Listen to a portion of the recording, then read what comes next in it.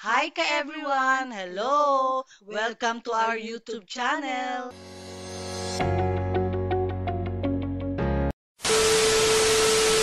Magluluto kami ng banana cue. Yan, binabalatan na niya ka everyone. Iwain na lang sa gitna para hindi masyado makapal.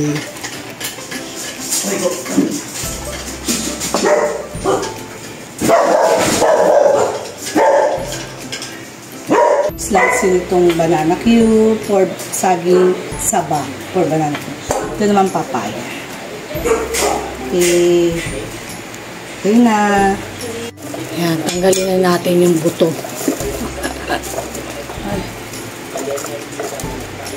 Para ready to eat na rin.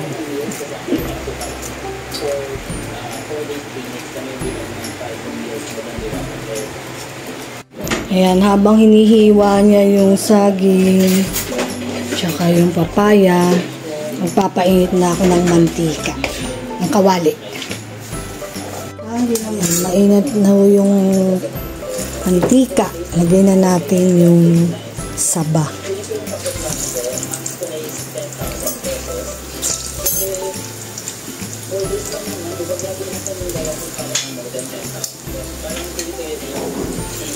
Wala kami ng banana cue.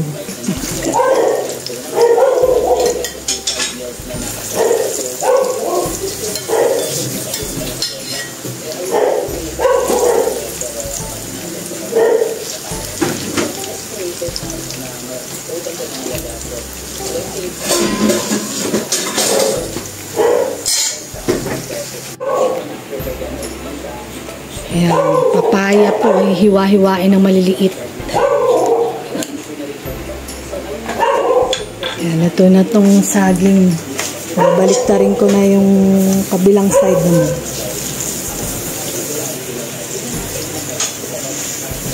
Ay, hindi pa pala. Hinta natin ng konti mamaya.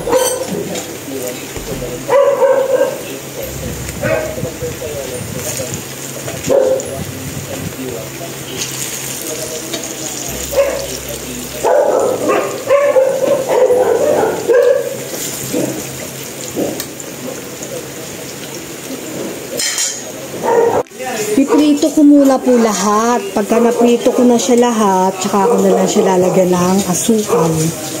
Ganyan po kami magluto ng banana cue. Total, pambahay lang naman. Kami lang naman ang kakain. Yan. Dito ko muna siya, baliktaran. Yan. Tapos pag naluto na lahat, babalik ko ulit, tsaka ako lalagyan ng asukal.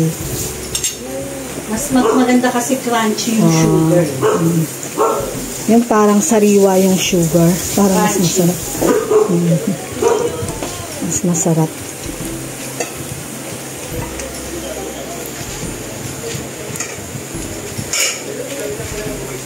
Ayan na po yung papaya na hiniwa ng maliliit.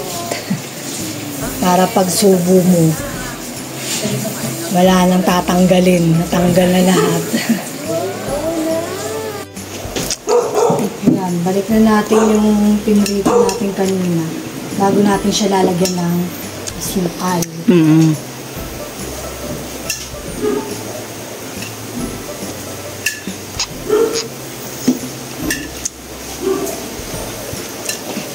Naprito mo na yan kanina. Tapos, Saka mo siya lalagyan ng asukal. parang toppings, ganun.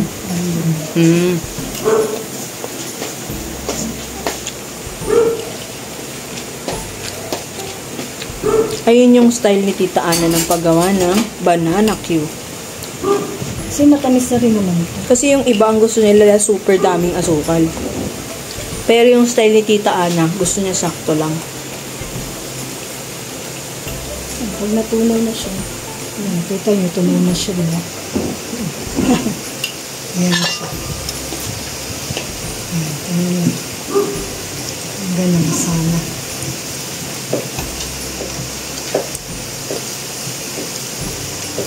Para hindi rin masyado matamis.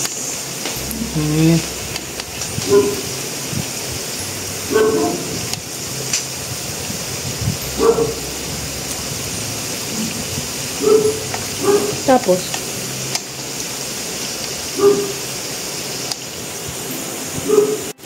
Ayan, binaliktad ko siya, tapos nilagyan ko ulit siya ng konting sugar. Yung sa ilalim, konting sugar na lang. Super konti. Kasi Konti na kasi matamis na siya. Ayan, pag na-dissolve na yung ano. Ang importante yung parang crunchy yung sugar.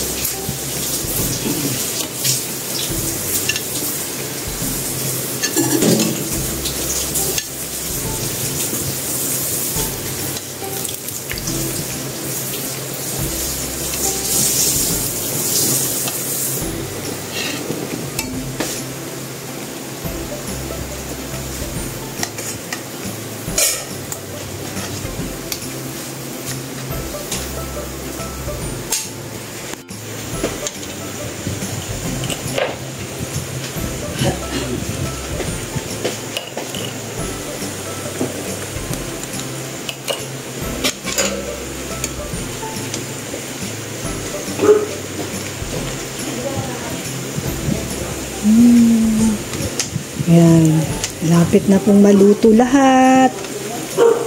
Ayan.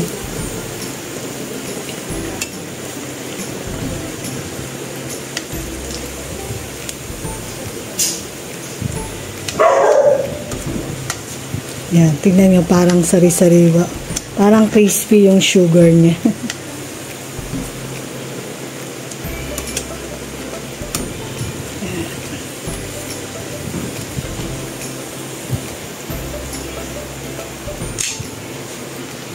Ayan na po.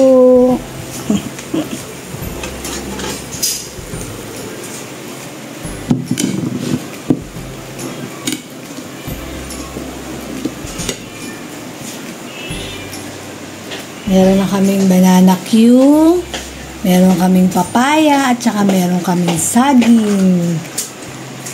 Okay. Few minutes later. Kanina, si Nisa at saka si Ana pumunta ng kanto kasi doon sa labas ng subdivision namin. Ito, meron nagtitinda ng gulay tsaka prutas.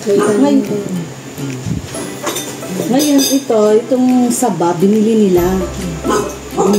Sinasiba bumili nito, pero bumili rin kayo ng saba, no? Tapos ng papaya and saging.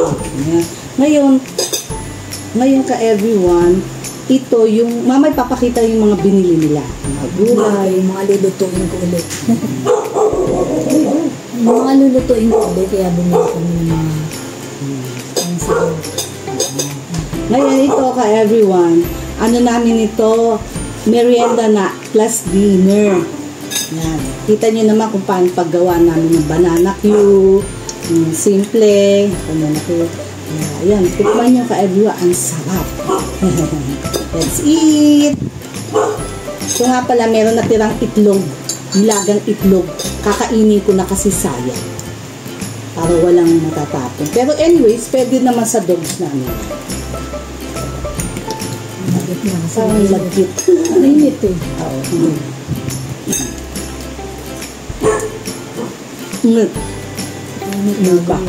Kahit may juice na rin kami. Watermelon juice to.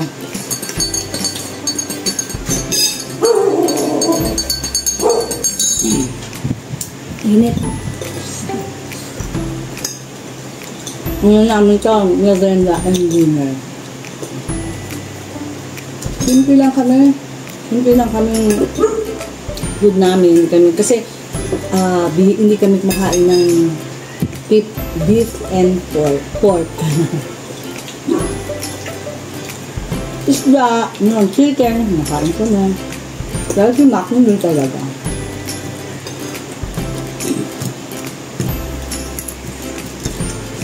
Nakakadalasan. Sa tanghali lang kami nag-rice. One time na. Ang gabi, hindi na halo. Pero dalawang beses. Hindi, minsan lang, pagka marami. Hindi ako lang minsan two times. Pagka marami. Pag super pagod, tapos ang daming natira. Ako, cheat day ko ngayon, kaya kakain ako niyan. Kasi gusto ko yung banana Q. Yung banana ko, tagal ko nang hindi nakatikim. Kaya sabi ko, gano'n. Kasi yung mga banana ko dun sa may labas, yung sinahalo sa mantika, yung sugar. Eh, ayoko nung parang hindi naglalasa. Unlike yung pag ganito, konti lang nilagay mo, pero lasang-lasang mo. Sarap. Kain tayo ka, everyone.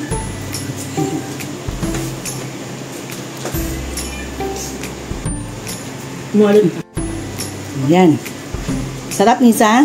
Hindi ka naman nakikita eh. Ayaw magpakita Sarap. eh. Sarap eh. Amis yung banana ko. Oo, kasi hindi ako nag-aasukal, kaya parang feeling ko bago sa panlasa ko yung matamis. Wala. Masarap din kamote ko. Hindi pa. Nga ha? Ay, nadulog na. Yung diet natin, Saba, banana basta. kilo, Ay, marami. at Yung, lakatan. yung diet ko, wala. Okay lang yun. Minsan lang. Itong papaya medyo matigas pa, pero okay naman. Minsan lang naman akong umain ng Diyos ko. Eh, alam mo, iniisip ko kailan yung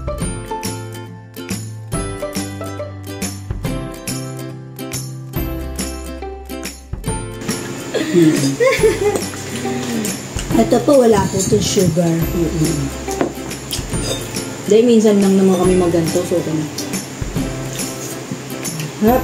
Hindi, kasi wala naman tayong kanin sa gabi eh.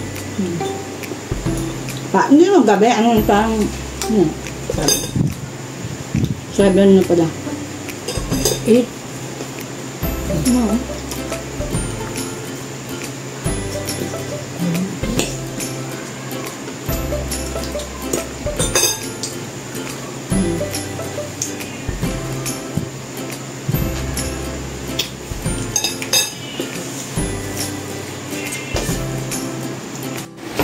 Pumunta kami dyan sa kanto kanina bago kami kumain. Sabi ko, di ba, papakita ko. So, bumili kami ng mga gulay, ng pipino. Yung carrots nila, isa na lang. Kaya kamatis. Wala ko kasi magsinigang. Talong. Tapos, bumili na ako ng Ampalaya. sitaw. Ampalaya yung isa? Ito, ang palaya. Sitaw. Sitaw. Ito, sili. Okay. Ito, kalabasa. Kala ko ipapahiwa mo na. Di na. Sige. Hindi ko alam kung kailan ko pa nalimutan. Tapos bumili na ako ng prutas. Ito. Papaya. Yung kinain na namin dito sa kanina. Tapos ito, dalandan. Ayan. Tapos bumili uli ako ng saging na saba. Kasi yung stock namin dito, luto ko na kanina. Kaya ito, para sunod, magluto ulit ako. Tapos bumili ako ng tinapa kasi masarap yung tinapa dito. Yung matanda. Yung parang homemade yata yun. Homemade. Siya mismo yung gumagawa niya, kaya siguradong malinis siya. Bumili ako, masarap kasi nakalimusal ito. Nasa vlog natin yan eh, sila Suki. Sayote. Para, pero hindi rin ako maraming bumili kasi kung bawa, good for 3 days lang na gano'n. Kasi malapit lang naman. Anytime. Hirap kasi mag-stock ng sobra. Madaling masira. Sira, lalo na gulay, madaling masira. Kumbaga yung pang yung ngayon pa at bukas, ganyan. Bawa hanggang sa isang For 2 days, ganyan. Hanggang ganun lang, hindi pwede yung Mag-stock. mag-stock ng marami. Tsaka maganda kasi doon sa binibilihan natin, fresh lagi. Oo, sa liwas. Ano yung suki na namin yun, tinatawagan pa nga ako nun. Kapag may mga... Yun, nasa vlog yun. Sa So vlog yung carrots niya, isa na lang. Okay lang. Kaya baka bili na lang ulit. Okay ka everyone! Thank you ka everyone! See you on our next vlog! Thank you for watching. For watching!